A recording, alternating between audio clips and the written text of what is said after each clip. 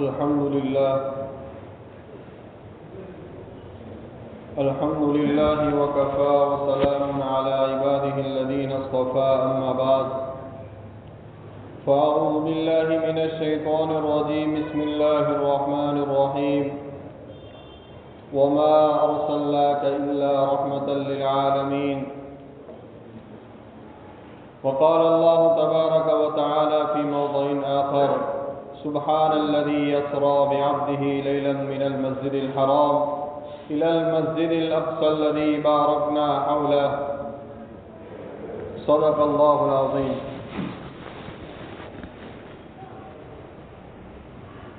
میرے محترم بھائیوں دوستوں بزرگوں، جیسا کہ آپ لوگوں کو معلوم ہے کہ ہماری بات نبی کریم صلی اللہ علیہ وسلم کی سیرت کے متعلق چل رہی ہے.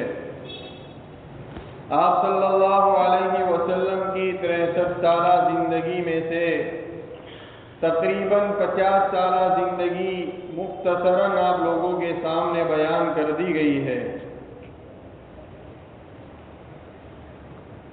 گزشتہ شنیچر میں نے آپ لوگوں کے سامنے یہ بات بیان کی تھی کہ حضرت جناب ابو طالب اور حضرت خدیجہ الکبریٰ رضی اللہ عنہا کا اسی سال کے اندر انتقال ہو گیا، جو نبی کریم صلی اللہ علیہ وسلم کے بہت بڑے مددگار اور آپ کے حمایتی تھے. جب ایک ہی سال کے اندر دونوں کا انتقال ہو گیا تو مشرکین کفار نے سوچا کہ اب ان کا حمایتی کوئی بھی نہیں ہے، اس لیے اب محمد کے اوپر ظلم و ستم کیا جاوے. انہوں نے پھر کھلے طور پر نبی کریم صلی اللہ علیہ وسلم کے اوپر ظلم و ستم شروع کیا،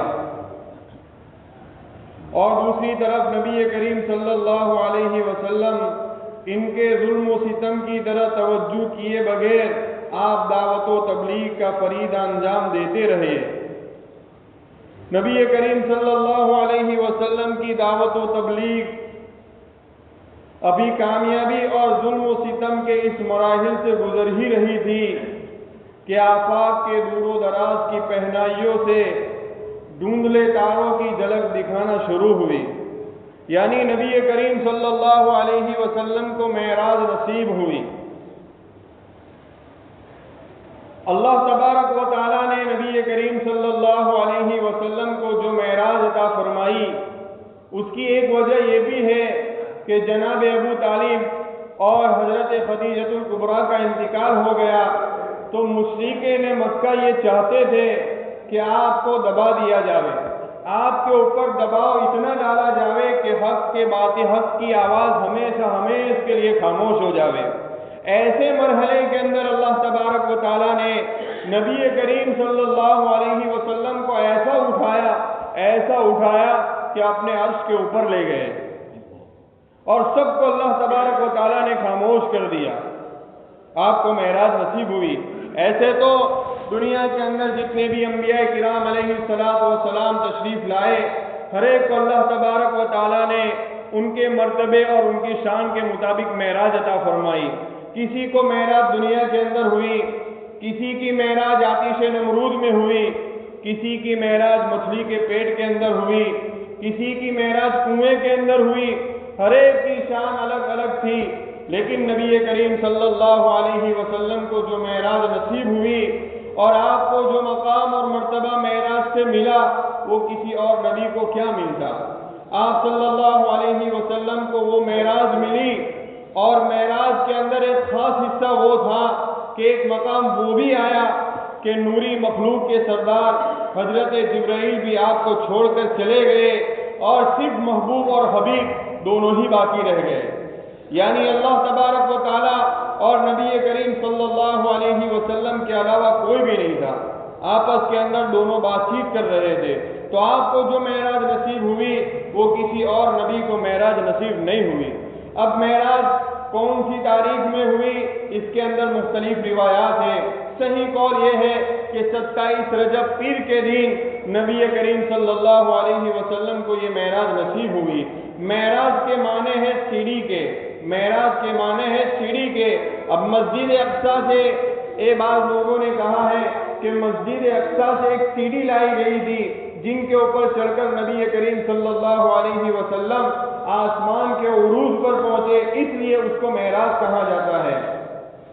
بہرحال جو بھی ہو، یہ معراج کا لغوی معنی ہے۔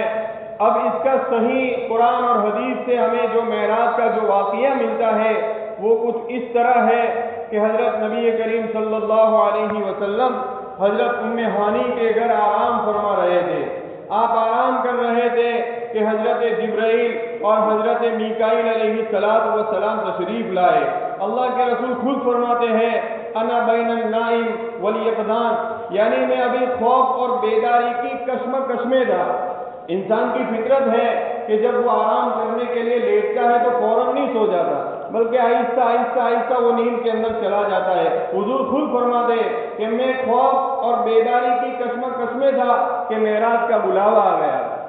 ایک روایت یہ بھی ہے کہ نبی کریم صلی اللہ علیہ وسلم حطیم کعبہ میں سوئے ہوئے تھے اور معراج کا بلاوا آیا۔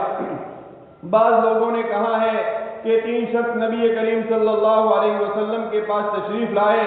ایک نے کہا کہ ان میں سے وہ پیغمبر کون ہے، دوسرے نے کہا وہ جو سب سے زیادہ حسین اور سب سے زیادہ اچھا ہو، تیسرے نے کہا پھر جو سب سے زیادہ اچھا ہو اسی کے لے لو۔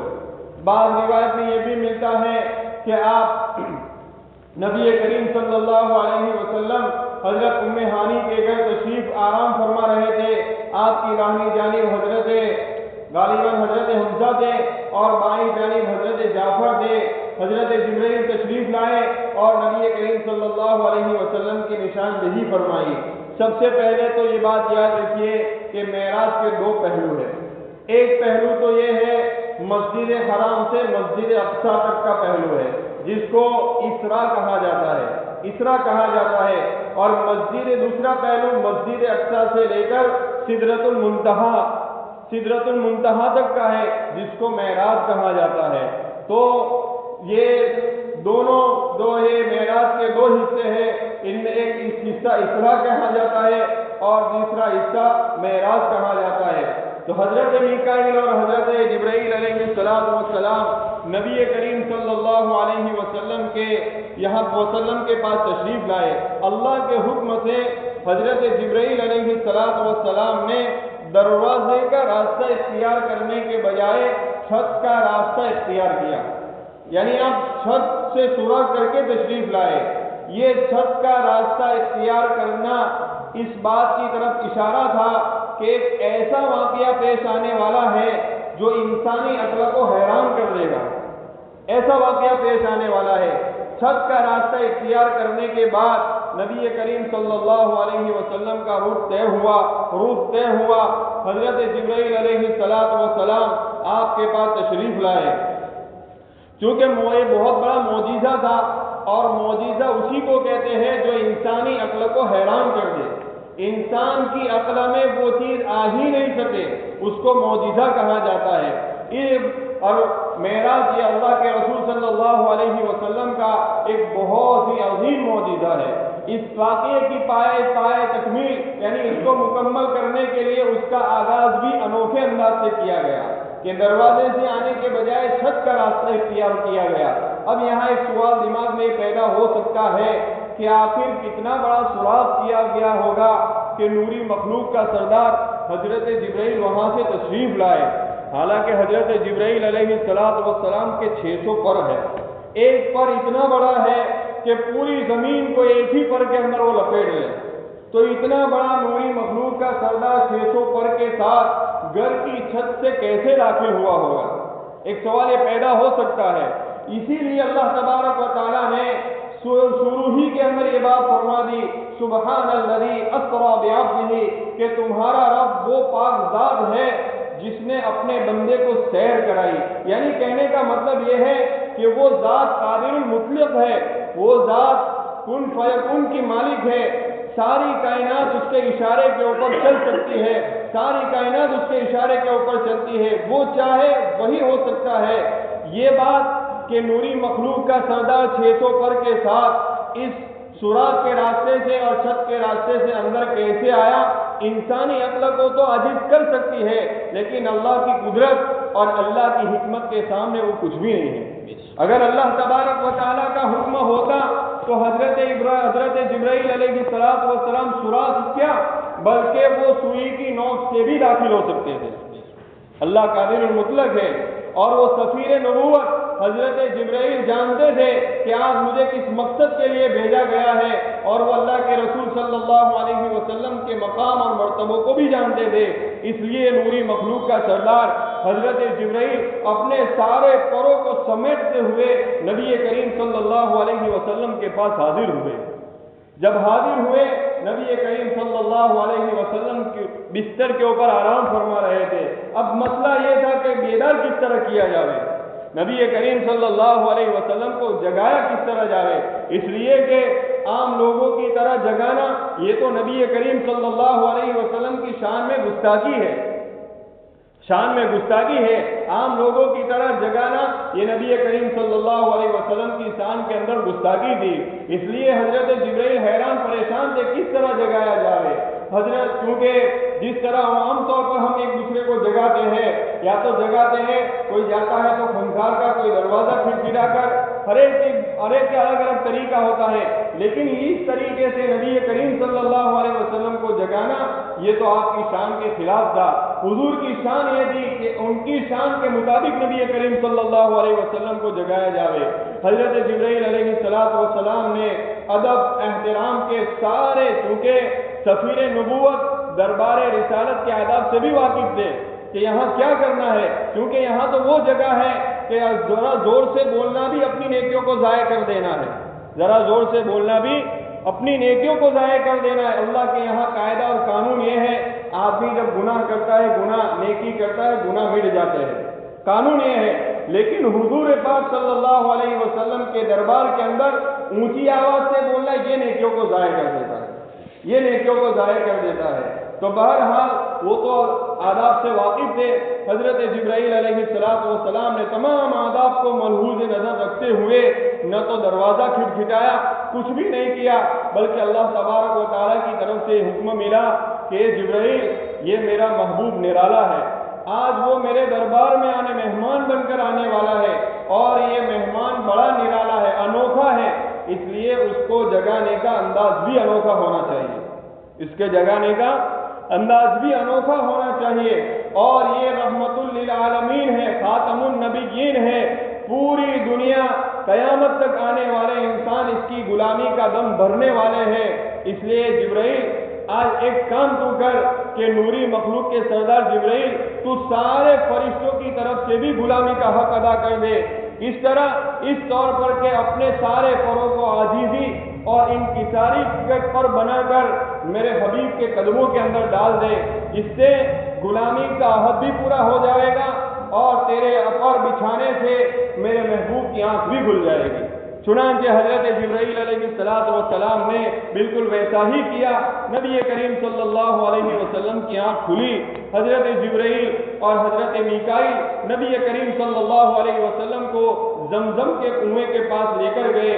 आपके सीने मुबारक को चाक किया गया और फिर जमजम के पानी से आपके सीने को धोया गया। रिवायत से पता चलता है पूरी जिंदगी के अंदर नबी करीम सल्लल्लाहु अलैहि वसल्लम का सीना मुबारक 4 मरतबा चाक किया गया है। सबसे पहले तो मैंने पहले कहा था बचपन में जब आप बहुत छोटे थे, दूध पीते थे, उस वक्त किया गया था। दूसरा मौका 20 साल की उम्र में, जवानी थी आपकी, 20 साल की उम्र में आपके सीने मुबारक को चाक किया गया। तीसरी मरतबा जब आपको नबूवत मिली 40 साल की उम्र में, और ये चौथा मरहला था मेराज के मौके के ऊपर नबी करीम सल्लल्लाहु अलैहि वसल्लम के सीने मुबारक को चाक किया गया। सीने मुबारक को चाक करने के बाद नबी करीम सल्लल्लाहु अलैहि वसल्लम फरमाते हैं फिर मेरे लिए एक बुर्राक, एक सवारी लाई गई। बुर्राक के जन्नती गोया एक जानवर बेहिश था, और गोया यूं समझ लीजिए कि नबी करीम सल्लल्लाहु अलैहि वसल्लम के लिए एक तैयारा था, एक हवाई जहाज था जो नबी करीम सल्लल्लाहु अलैहि वसल्लम के लिए लाया गया, जो गधे से थोड़ा बड़ा था और खच्चर से थोड़ा छोटा था, सफेद रंग का था, जिसका नाम जालूद बताया जाता है। वे बेहस्ती जानवर था। اس کی رفتار انسانی عقل کو حیران کرنے والی اس کی رفتار تھی۔ کتابوں کے اندر لکھا ہے کہ وہ براق ایک سیکنڈ کے اندر 1,86,000 میل کی مسافت طے کرتا تھا۔ 1,86,000 میل کی مسافت ایک سیکنڈ کے اندر وہ طے کرتا تھا۔ اللہ تبارک و تعالیٰ کی جانب سے نبی کریم صلی اللہ علیہ وسلم کے لیے بھیجا گیا تھا۔ نبی کریم صلی اللہ علیہ وسلم اس کے اوپر سوار ہوئے، وہ کودنے لگا۔ حضرت جبرائیل علیہ السلام نے اس براق سے کہا، اے خوش نصیب براق، تجھے معلوم ہے کہ تیرے اوپر سوار ہونے والا شخص کون ہے؟ رحمت للعالمین ہے، امام الانبیاء ہے۔ جیسے ہی اس نے یہ بات سنی وہ پسینہ پسینہ ہو گیا۔ اس کے اوپر سوار ہوئے، پھر وہاں سے روانہ ہوئے۔ بعض روایتوں کے اندر ہے حضرت جبرائیل علیہ السلام نے رہبری کا فریدہ سر انجام دیا، اور بعض روایت میں یہ بھی ملتا ہے کہ خود نبی کریم صلی اللہ علیہ وسلم کو جبرائیل نے سوار کرایا اور حضرت جبرائیل نبی کریم صلی اللہ علیہ وسلم کے پیچھے بیٹھ گئے۔ اب یہ قافلہ روانہ ہوا۔ اس سفر کے درمیان نبی کریم صلی اللہ علیہ وسلم نے عجیب و غریب مناظر دیکھے۔ حضور فرماتے ہیں کہ جب ہم روانہ ہوئے ایک جگہ دیکھی جس کے اندر بہت سے کھجور کے باغات نظر آئے۔ حضرت جبرائیل نے وہاں سواری روکی اور کہا 2 رکعت نماز پڑھ لے۔ حضور پاک صلی اللہ علیہ وسلم نے وہاں 2 رکعت نماز پڑھی، پھر فرمایا کہ یہ دارالہجرت ہے آپ کا، یعنی آپ اس جگہ کے اوپر ہجرت کر کے آئیں گے، یعنی مدینہ منورہ تھا، یہاں آپ ہجرت کر کے آئیں گے۔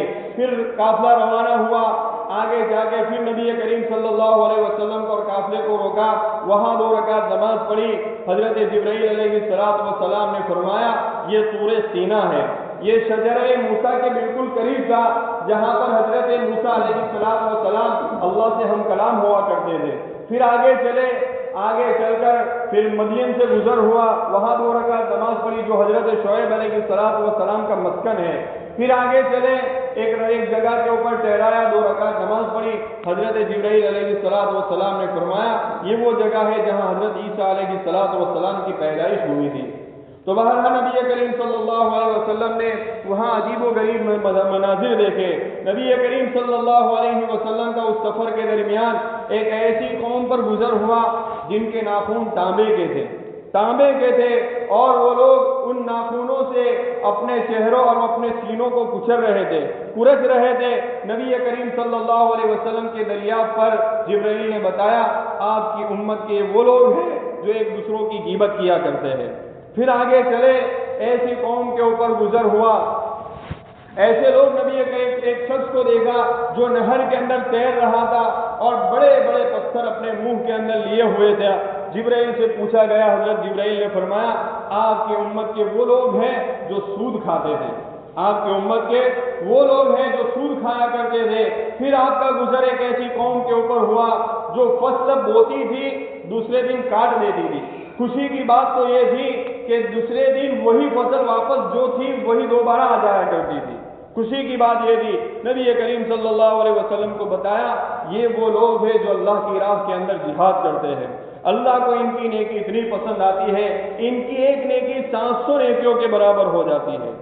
پھر آگے گزر ہوا ایک ایسی قوم کے اوپر پتھروں سے ان کے سر کو کچل دیا جاتا، پھر دوبارہ ان کے سر واپس ہو جاتے تھے، اچھے ہو جاتے، پھر کچل دیا جاتا تھا۔ دریافت کرنے پر کہا گیا آپ کی امت کے وہ لوگ ہیں جو نماز کے اندر سستی اور کاہلی کرتے ہیں، نماز کے اندر پڑھتے تو ہے لیکن سستی اور کاہلی کرتے ہیں۔ نہ پڑھنے والے کے انجام تو خود آدمی سوچ سکتا ہے، یہ تو پڑھتے ہیں لیکن سستی اور کاہلی کرتا ہے، ان کا یہ انجام ہے کہ پتھروں کے ذریعے ان کے سر کو کچل دیا جاتا ہے۔ تو بہرحال اس سفر کے اندر نبی کریم صلی اللہ علیہ وسلم نے بہت ساری عجیب و غریب چیزوں کو دیکھا۔ آپ نے پھر آپ روانہ ہوئے اور روانہ ہونے کے بعد نبی کریم صلی اللہ علیہ وسلم کی سواری بیت المقدس کی طرف رکی۔ آپ کی معراج کی سب سے پہلی منزل بیت المقدس ہے، وہاں نبی کریم صلی اللہ علیہ وسلم وہاں رکے۔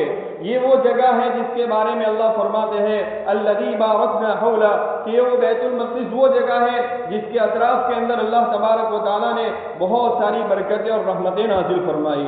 جو اکثر انبیاء کا مسکن، مرکز، محور اور ان کا قبلہ رہا ہے۔ یہ اتنی بابرکت جگہ ہے۔ نبی کریم صلی اللہ علیہ وسلم وہاں پہنچے، مسجد اقصی کے پاس حضرت جبرائیل علیہ السلام نے ایک پتھر کر اپنے انگلی سے سوراخ کیا۔ نبی کریم صلی اللہ علیہ وسلم نے اپنے براق کو اس جگہ کے اوپر باندھا۔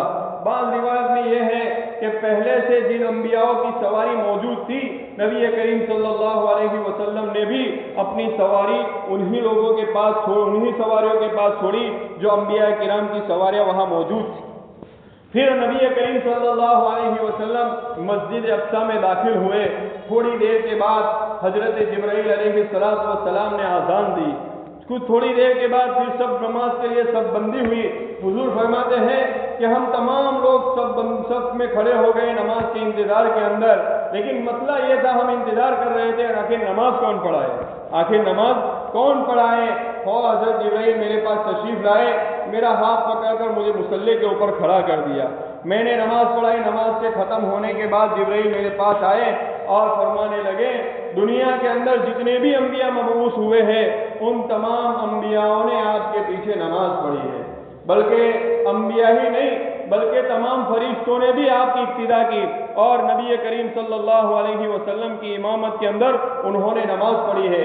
نماز کے بعد عرش کے فرشتے حضرت جبرائیل کے پاس تشریف لائے، پوچھا یہ آدمی کون ہے، یہ آدمی کون ہے؟ حضرت جبرائیل علیہ السلام نے فرمایا یہ وہ آدمی ہے جو خاتم النبیین ہے، امام الانبیاء ہے، یہ اتنا بڑا مقام اور مرتبہ رکھتے ہیں۔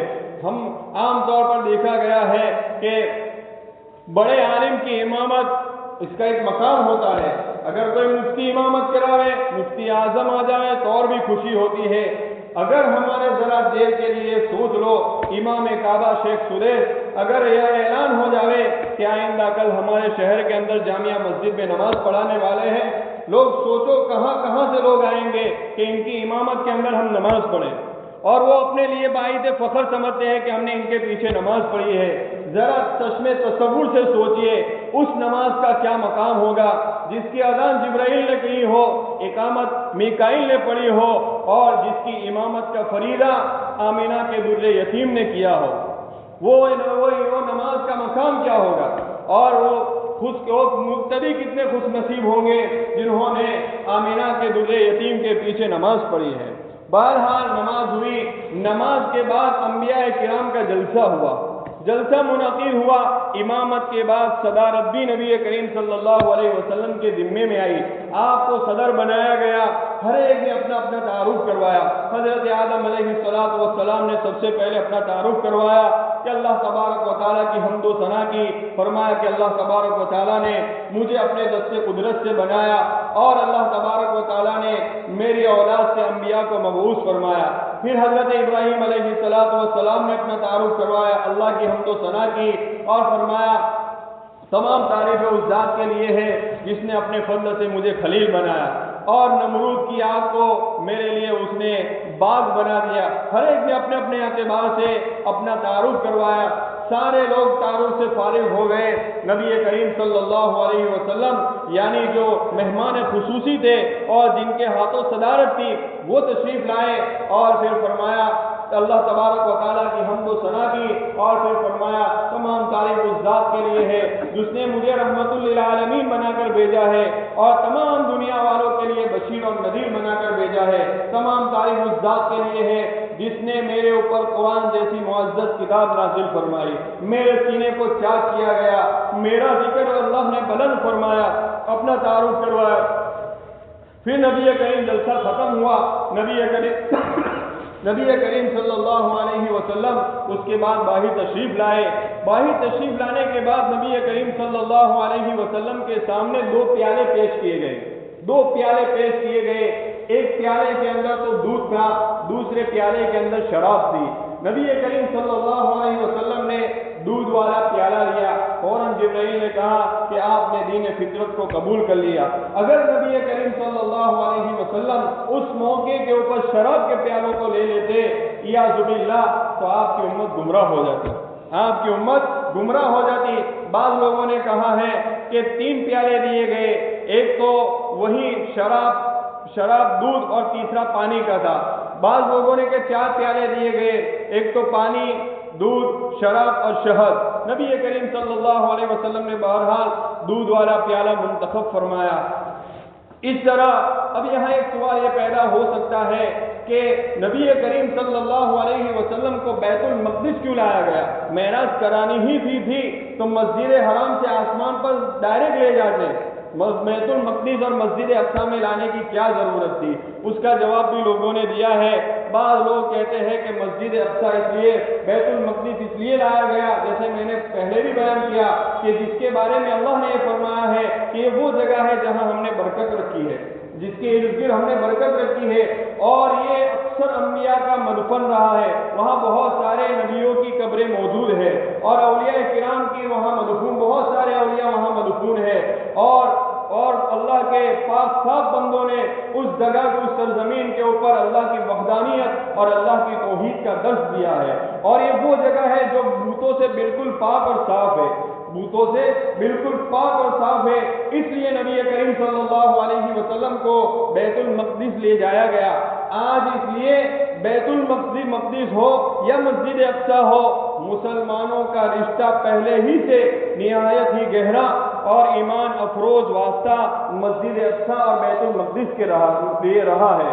فلسطین کی سرزمین، مقدس سرزمین، مسلمان شروع ہی سے اس کی برکتیں اور رحمتوں کو دیکھ رہے ہیں، اور وہ اپنے سعادت دے رہے ہیں، اور دنیا کے اندر جہاں کہیں بھی مسلمان بستے ہیں، ان تمام مسلمانوں نے بھی اپنی جان سے بھی زیادہ ان جگہوں کو اہمیت دی ہے۔ یہی وجہ ہے کہ آج لوگ قربانیاں دے کر ان کی حفاظت کر رہے ہیں۔ یہی وجہ ہے کہ لوگ اپنی قربانیاں دے کر اپنی جان کا نذرانہ پیش کر اس کی حفاظت کر رہے ہیں، بلکہ مقام کوئی بھی مسلمان ہو، کوئی بھی مسلمان مسجد اقصی کو ان ناپاک یہودیوں کے ہاتھوں کے اندر کسی بھی صورت کے اندر جانے نہیں دیں گے۔ اپنی ماؤں نے اپنے لال اسی لیے جنے ہیں تاکہ ان کی حفاظت کرے۔ نوجوانوں کا جوش، نوجوانوں نے اپنی تمناؤں اور اپنی آرزوؤں کا مرکز ہی بیت المقدس اور مسجد اقصی کی حفاظت کو قرار دیا ہے۔ یہی وجہ ہے کہ چھوٹے چھوٹے معصوم بچے بھی شہید ہو رہے ہیں۔ آج بھی فلسطین کے اندر فلسطینی مسلمان ان جگہوں کی حفاظت کے لیے روزانہ لاکھوں ہزاروں جہاں جامع شہادت نوش فرما رہے۔ اس لیے مسجد اقصی ہو یا بیت المقدس ہو، کوئی بھی ہو، یہ تو ہماری آرزو اور ہماری تمنا، اور یہی نہیں بلکہ ہمارا تو بہت پہلے سے ہی ان کے ساتھ رشتہ رہا ہے۔ بہت سارے، جیسے میں نے بتایا، نبی کریم صلی اللہ علیہ وسلم نے وہاں امامت کرائی ہے، وہاں امامت، اور بہت ساری حدیث شریف کے اندر بھی مسجد اقصی کی فضیلت آئی ہے۔ ایک روایت میں ہے جہاں فرمایا گیا اگر کوئی آدمی مسجد اقصی پہنچے، 5 فرض نماز پڑھے، اس کے گناہ ایسے جڑ جاتے ہیں جیسے اس کی ماں نے ابھی ہی اس کو جنا ہو۔ یہ فضیلت ہے۔ بعض روایت میں نبی کریم صلی اللہ علیہ وسلم فرماتے ہیں جس نے دلی خوشی کے ساتھ بیت المقدس کی زیارت کی، قیامت کے روز جنت کے اندر انبیاء اس کی زیارت کریں گے، انبیاء کرام اس آدمی کی زیارت کریں گے۔ یہ بہت ساری فضیلتیں حدیث شریف کے اندر نبی کریم صلی اللہ علیہ وسلم نے بیان فرمائی ہے۔ اس لیے ہمارا حق یہ ہے، چلو ہم وہاں مدد نہیں کر سکتے، نہ ان کے لیے جان دے سکتے ہیں، نہ مال دے سکتے، کچھ بھی نہیں، کم سے کم اتنا تو کرے کہ ہم مسجد اقصی ہے، بیت المقدس ہے، ان کی حفاظت کے لیے شہید ہونے والے کو اور ان کی حفاظت کے لیے قربانی دینے والے کو ہم اپنی دعاؤں کے اندر یاد تو کریں، ہم ان کو یاد تو کریں، ان کے لیے دعائیں مانگیں، اللہ توفیق دے، تہجد میں ان کی کامیابی کے لیے دعا مانگے۔ یہ سب ہمارا حق ہے، یہ سب ہمارا حق ہے، صرف فلسطینی مسلمانوں کا حق نہیں ہے، بلکہ دنیا کے اندر جتنے بھی مسلمان ہیں ان تمام مسلمانوں کا حق ہے، اور ان تمام مسلمانوں کا واسطہ چاہے بیت المقدس ہو یا مسجد اقصی ہو بہت